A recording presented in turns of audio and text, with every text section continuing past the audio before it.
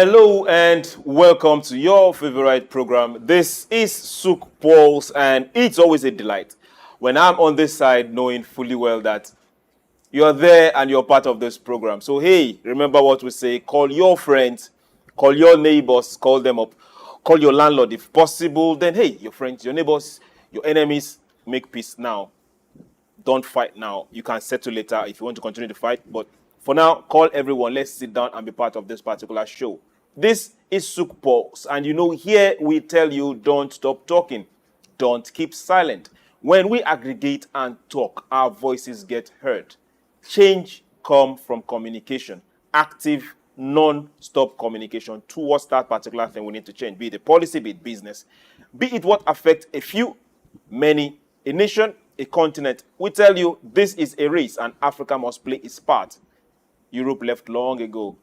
Asia is not doing badly. Africa needs to stand up and get counted. So what is business in your place? The policies your country are making, be it from the government, be it from the local heads, be it from gatekeepers, how is it affecting businesses? How is it affecting putting food on the table, which happens to be like the basis for every other thing we talk about? We put our hands and we check the pulse. Is it getting better? Is it getting worse? No matter where it's tilting, we say, let's talk. And that is why we do SOUQ Pulse. I want to say thank you to everyone that has been part, conversating, reaching out, telling us what to do better, telling us how to get better, and also criticizing. We say thank you. We appreciate every single one of you. Now, for today, we are going to come back home and tell ourselves some basic things. We keep having beautiful, handsome young men come in, out from school. Now we're going to talk about that. We're going to talk about it in the light of getting productive.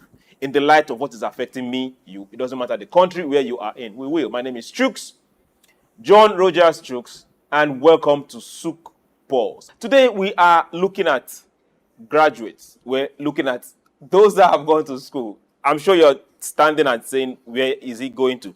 Now, we're looking at African graduates. They're asking this particular question. Can graduates, African graduates, doesn't matter where you're studying sciences, technology, humanities, or any of them, should graduates be certified in technology hubs or industry by the industry before they are given the certification? Should they be sent, when I'm done with the academics, should they be sent to a hub, to the industry, to a technology place? It depends on whatever you studied. Then the industry or wherever it is will say, okay, this person is ready to work. This person will have found and certified him good. Now go and graduate. Should we adopt that form in Africa? Should African graduates be certified in technology hubs or within the industry they have studied before graduation, before academically certified? To put light and talk about this today, it's no other but Dr. Mohammed Usman Kaisan. He is a senior lecturer from the Mechanical Engineering Department of the prestigious Ahmadu Bello University. For those that are there shouting, yes, ABU Zaria. Thank you very much and welcome to SOUQ Pulse today, sir. How are you doing, sir? Thank you, John Rogers. I'm doing pretty well. Dr. Kaisan is now an associate professor with Ahmadu Bello University with effect from October 2022. And by the special grace of God, next year is going to be my professorial year.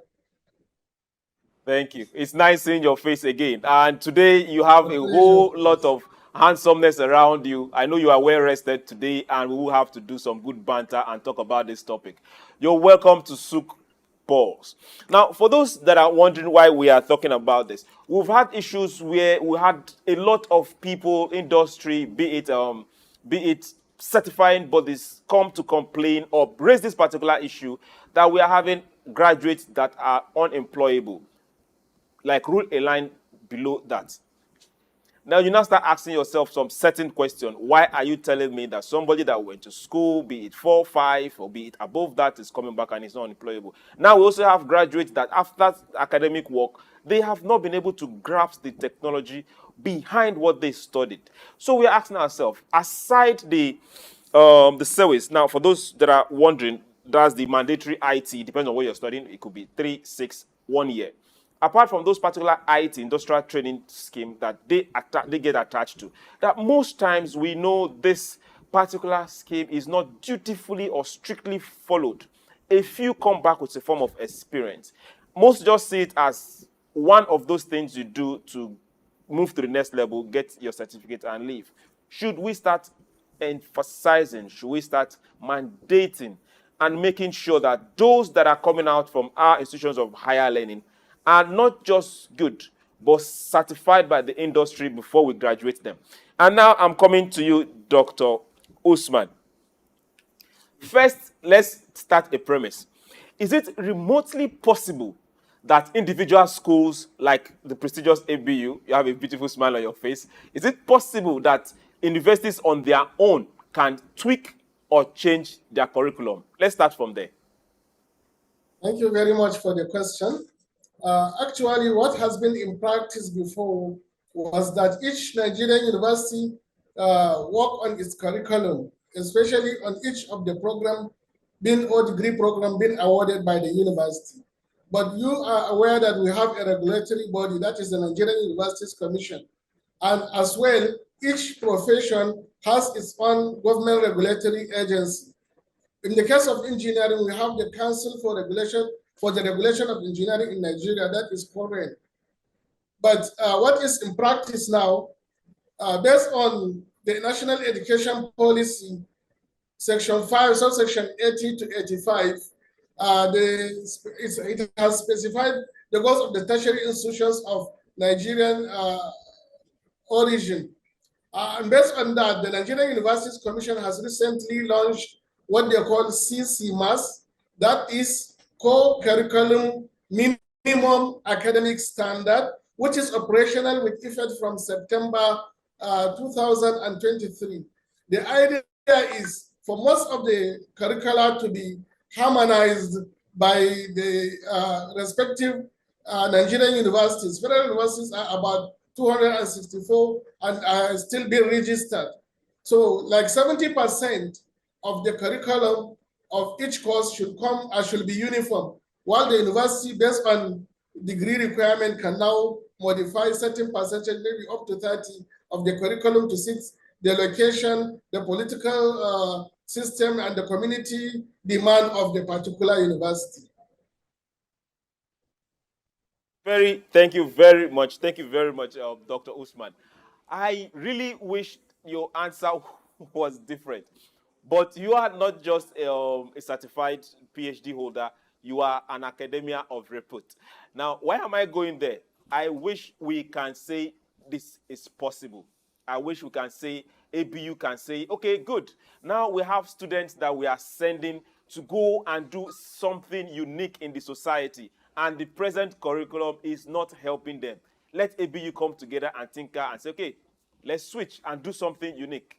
Is it possible that universities like ABU, you are not just an institution as in an academic learning place, you are an institution as an institution? Can ABU come together and say, good, let us change the kind of curriculum that we have right now and we operate right now?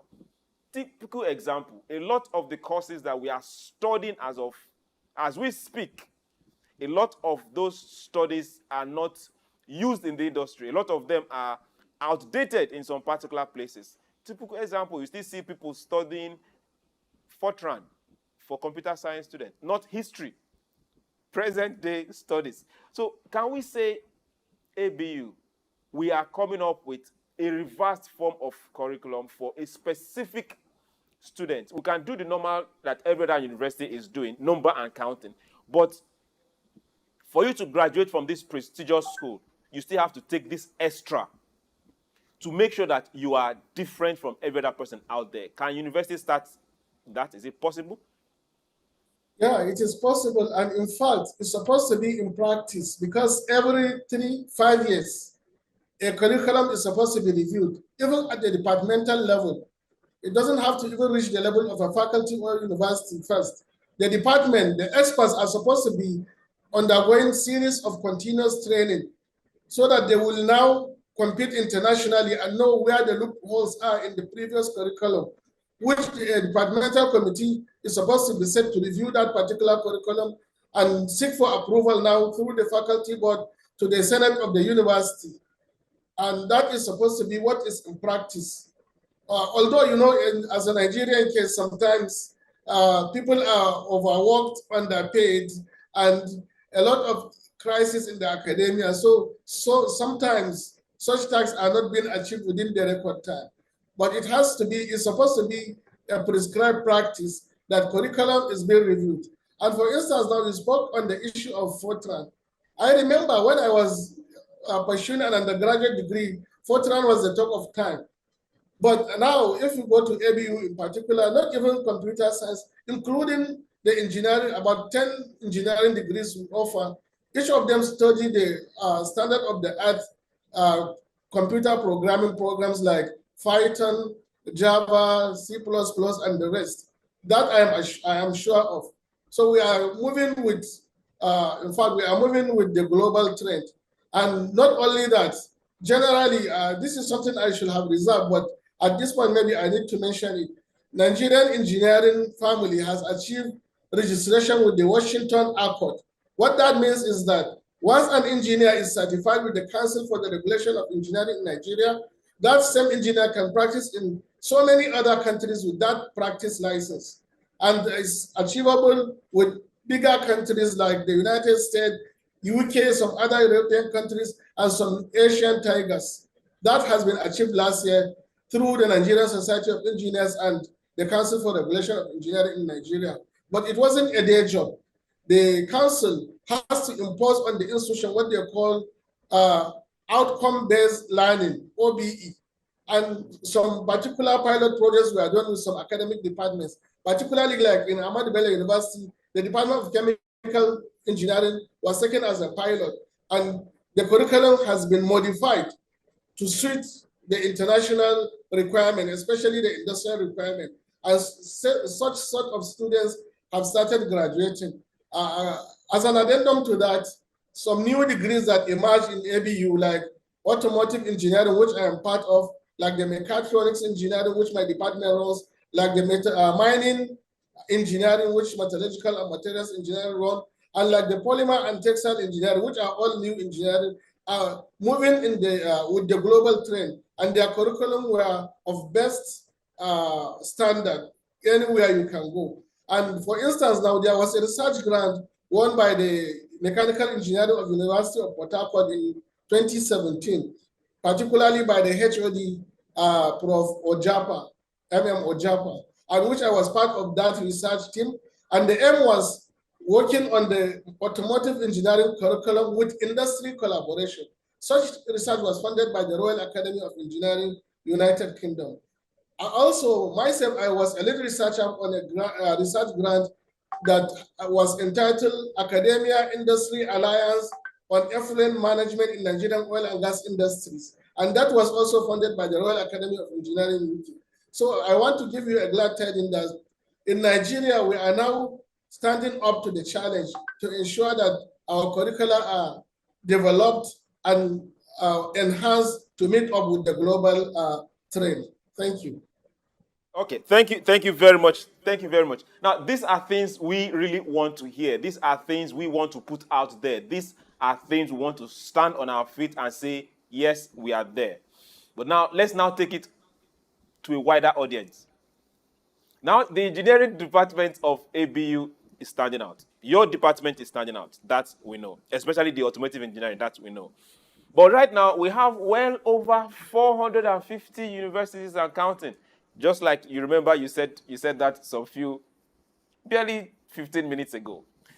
Now we need this particular kind of innovation, this particular kind of opportunity that we graduate people that are sound to this over 450 universities. Now let's take you as a case study.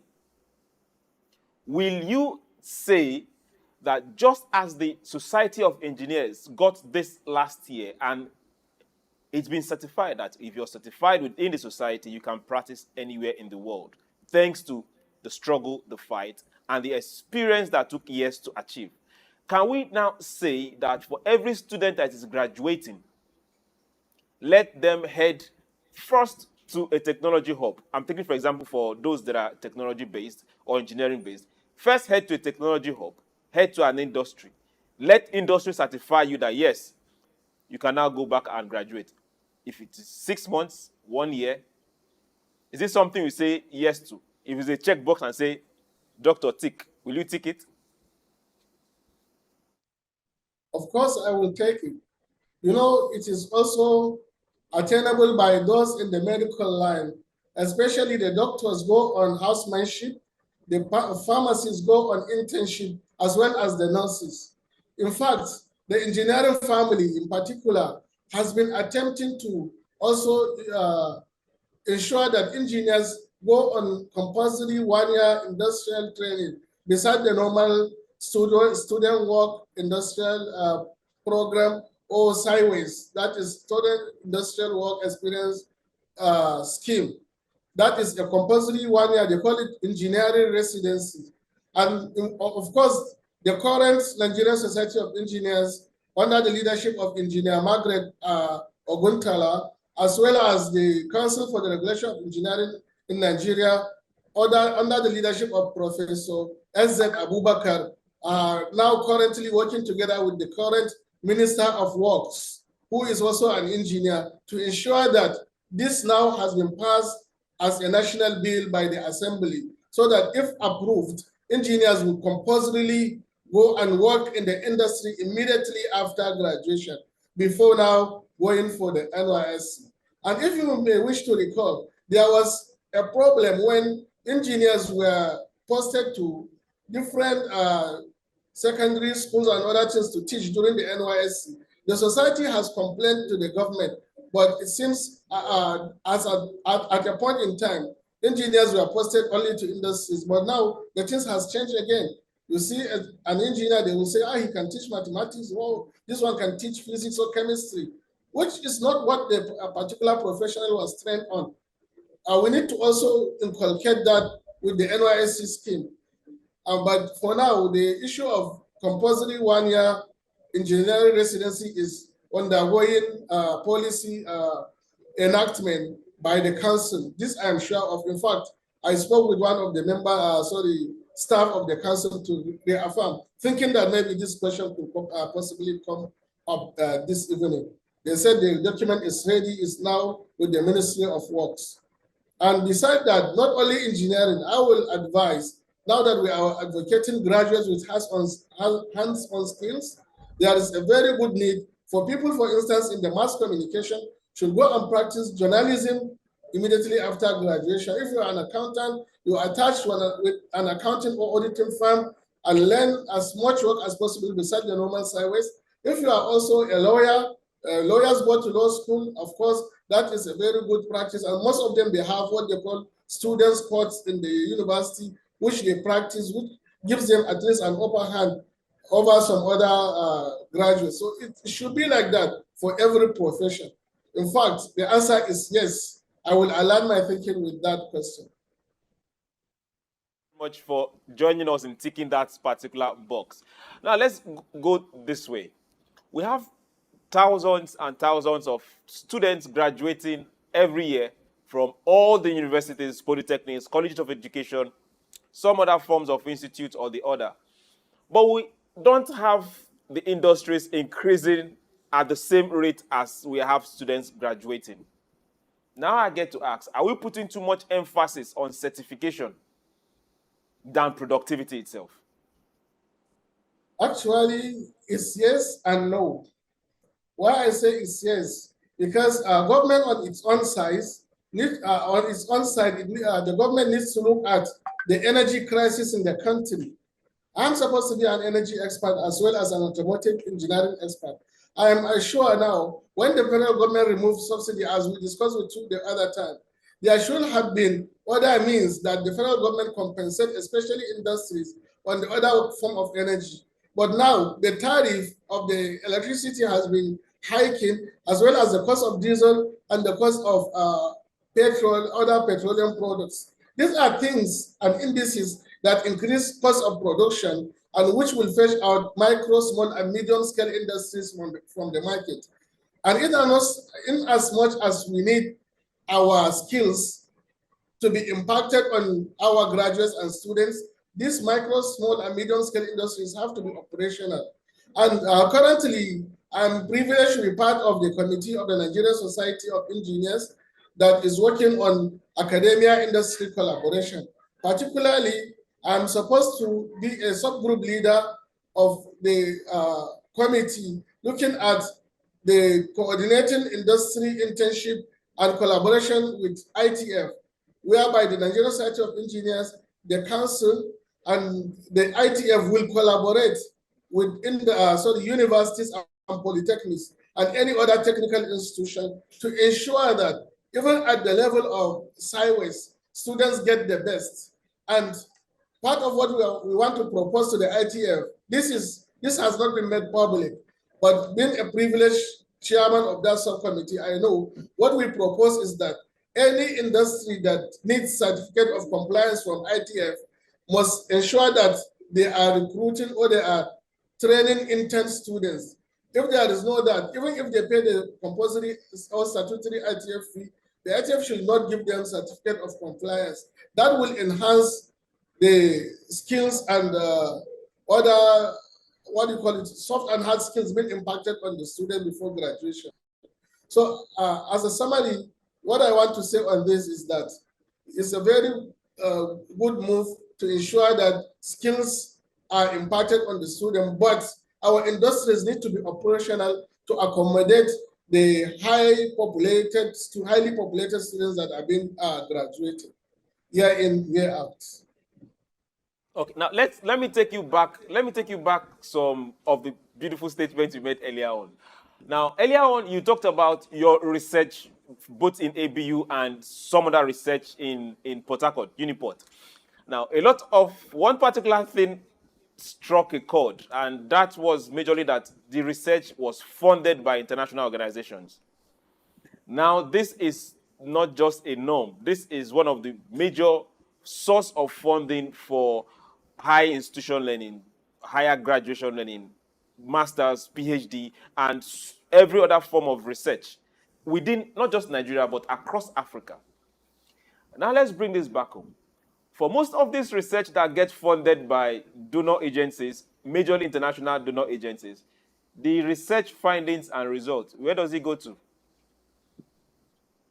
Yes, ideally, when there is a research finding, depending on what kind of findings were done, those findings should be put into use or into practice.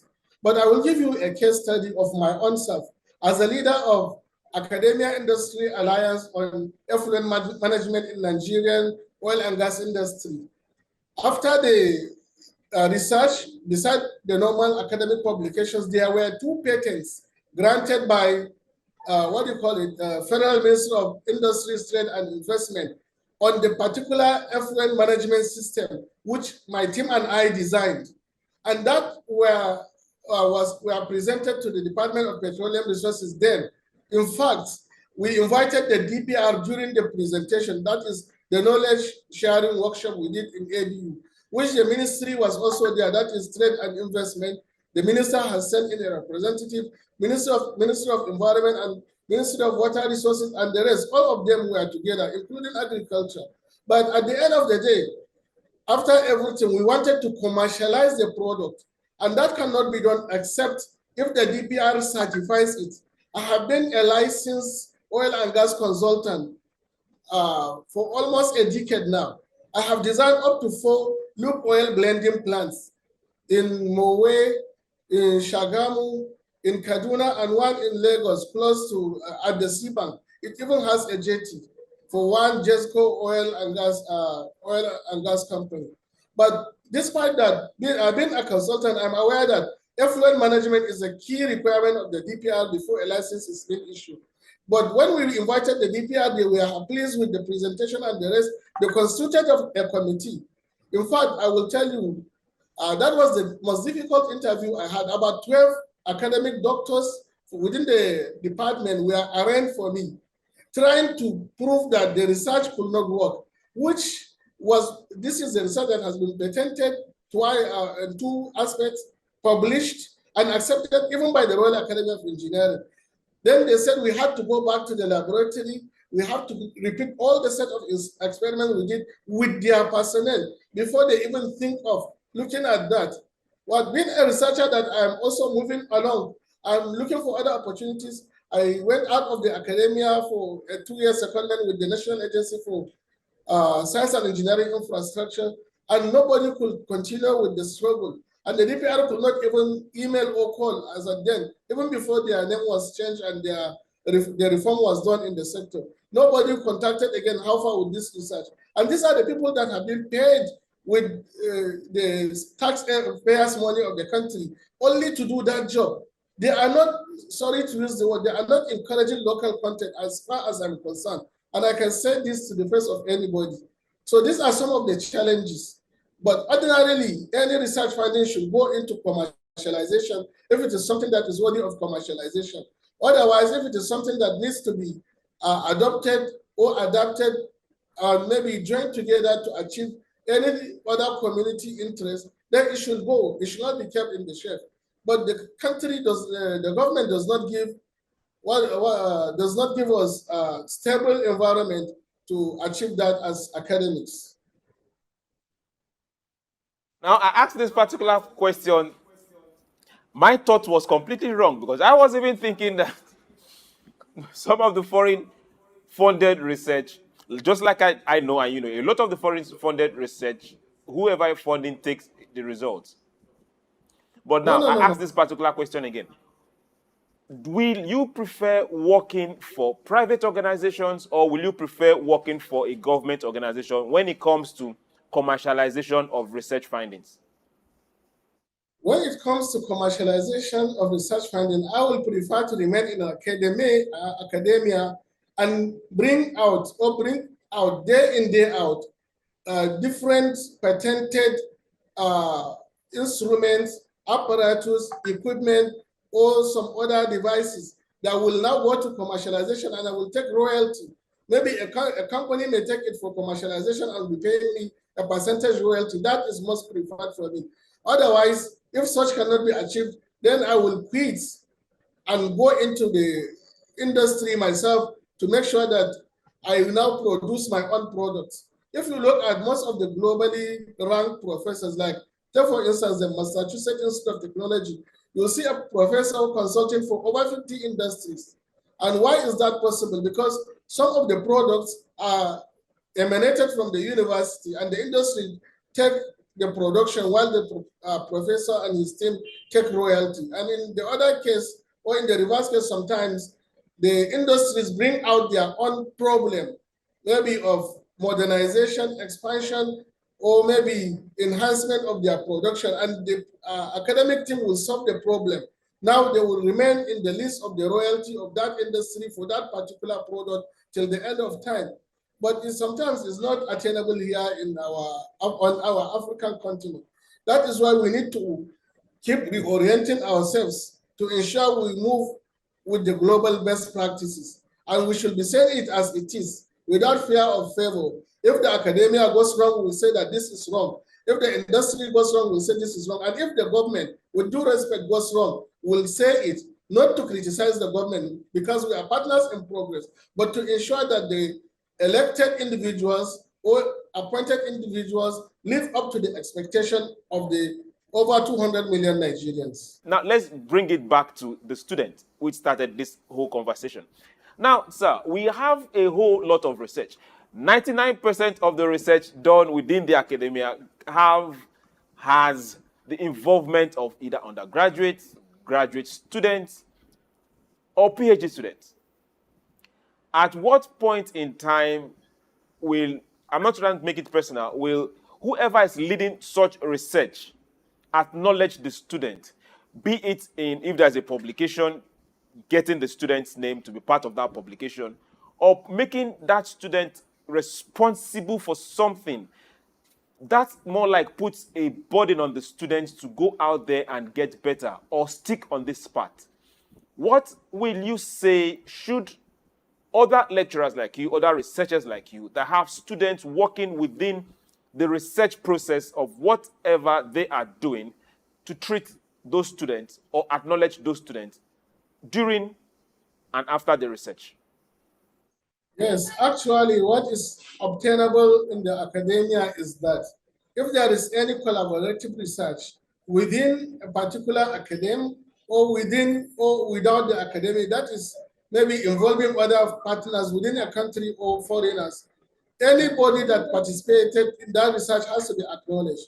If it is an academic publication, be it conference or journal publication or even book chapter, the name of everyone that contributed to the research has to be there, including even the funding agencies.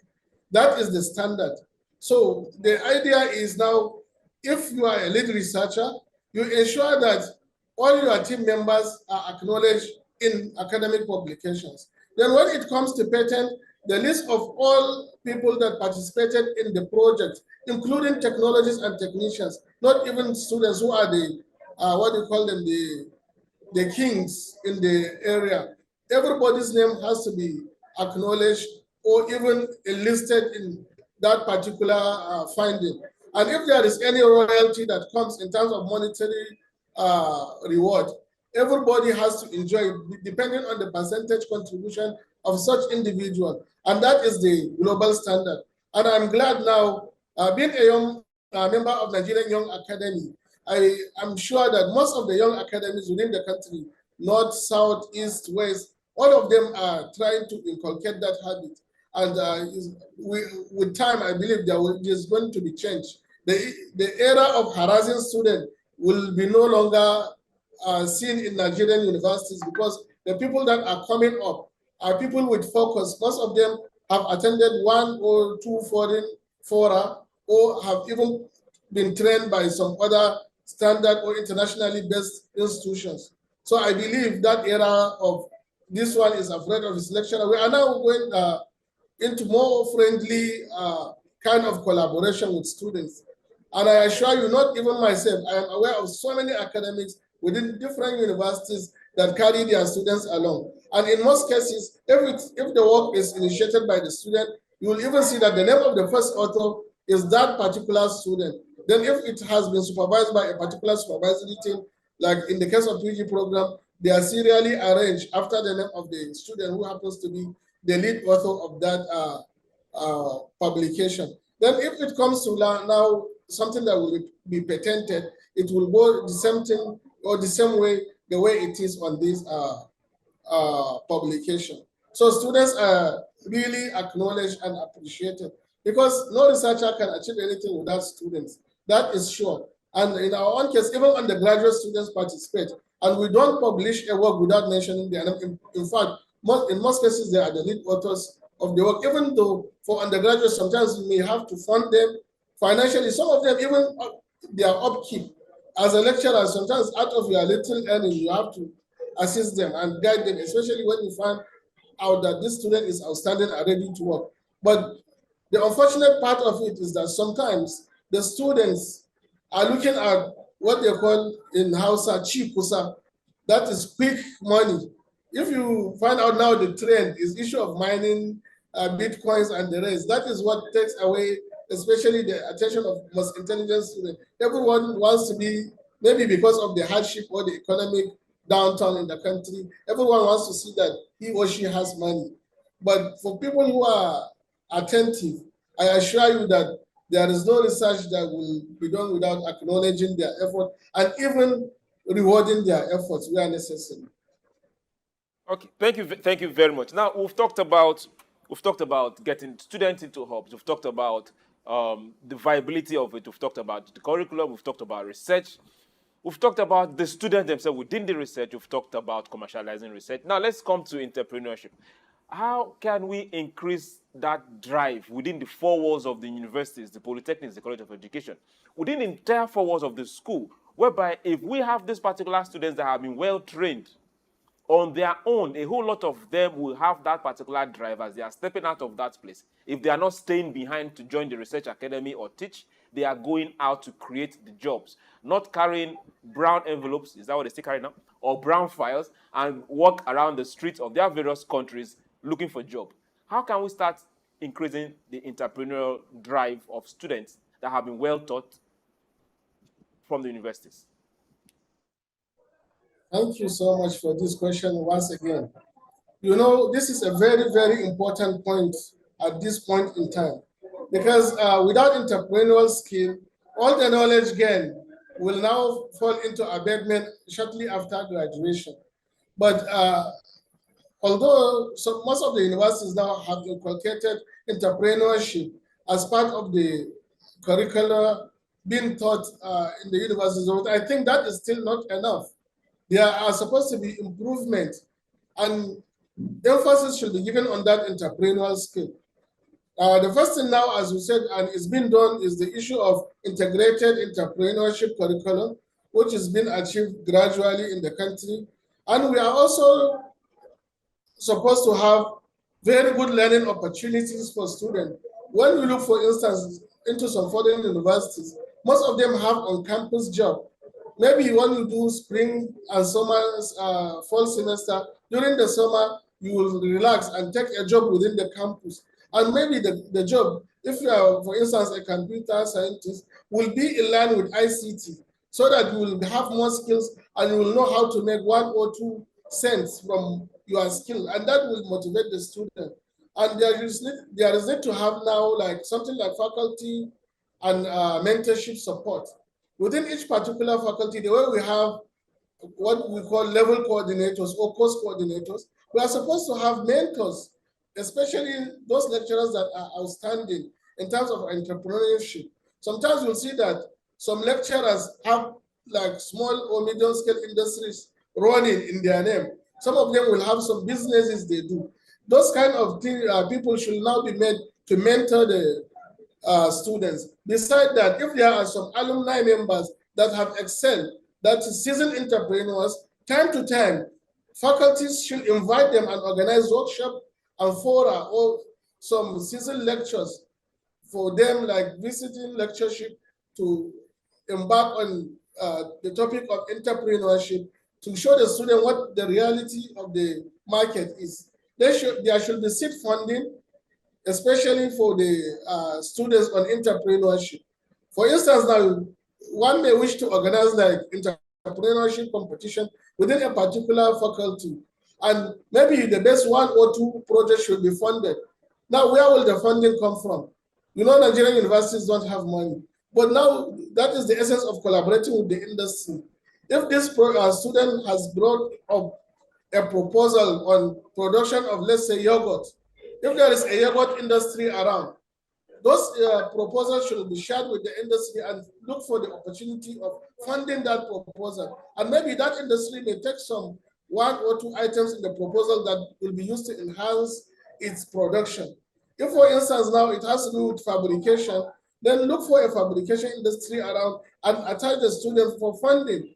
And when it comes to internship or sideways, such students will now have direct link with that industry. There is need to have like supporting policies also on the infrastructure. Like you are talking about technology hubs.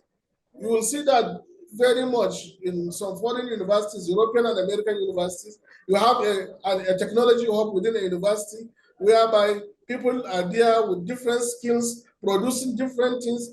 And you may be surprised, like nowadays, you have Department of Mechanical Engineering. We even have automotive engineering. But when university cars have issue, you have to take them out for maintenance. For instance, now if the automotive engineering has a maintenance section, even if it is just ordinary oil maintenance or tire maintenance, some students may be attached to that to learn the hard skills alongside with the what do you call it, with their studies. Some of them may graduate to become a very established car maintenance workshop, and that's now with little or seed funding, it may be a source of employment for other younger Nigerians. And if roadside people are doing it, when you have an educated person with skills doing it, that will make it even much better. And I think such kind of things, and even community engagement as well. If you have a very philanthropic person within a community, they may be invited to the universities time in, time out to select 1 or 2 students and maybe guide them through entrepreneurship and even give them seed funding, and maybe at a particular agreement that after so time, 10, 12, 24 months, you are going to refund this money when you have your own capital to continue with after graduation.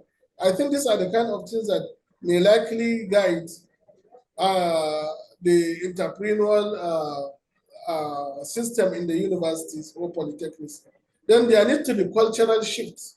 We should shift from what has been in existence to what the global trend is.